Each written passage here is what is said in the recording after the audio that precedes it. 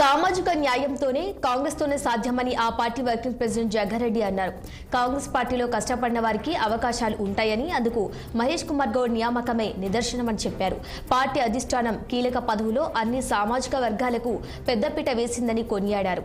సీఎంగా రెడ్డి సామాజిక వర్గానికి, డిప్యూటీ సీఎం పదవిని ఎస్సీ వర్గానికి, పీసీసీ చీఫ్ పదవి బీసీ సామాజిక వర్గాలకు కట్టబెట్టారని గుర్తు చేశారు. ఆయన 3 ప్రధాన పదవుల్లో 3 కులాలకు చెందిన వారికి ప్రాముఖ్యత ఇచ్చారని తెలిపారు. బీసీ సామాజిక వర్గానికి తెలంగాణ కాంగ్రెస్ అధ్యక్ష పదవి ఇవ్వటం మంచి పరిణామమని జగ్గారెడ్డి వ్యాఖ్యానించారు.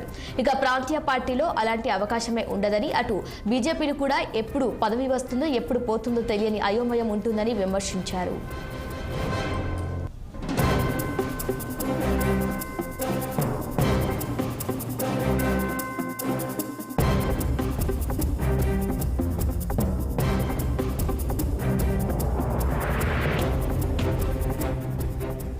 తెలంగాణ గాంధీ భవన్లో మీడియాతో జగ్గారెడ్డి చిట్చాట్ నిర్వహించారు. ఈ సందర్భంగా కీలక వ్యాఖ్యలు చేశారు. ఆయన తనకు పీసీసీ కావాలనే ఆలోచన మారదంటూ వ్యాఖ్యానించారు.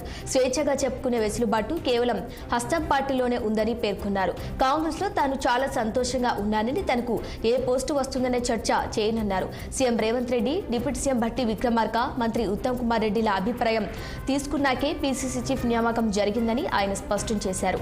సోనియా, రాహుల్ గాంధీ, ఖార్గే సారథ్యంలో మహేష్ గౌడ్ కు చీఫ్ బాధ్యతలు అప్పగింత జరిగిందని తెలిపారు.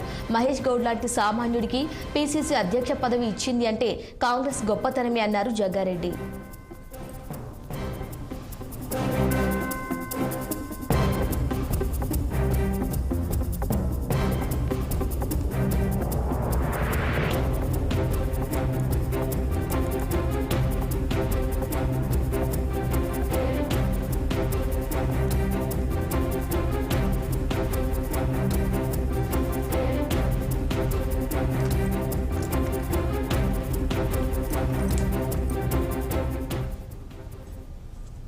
సిద్దిపేట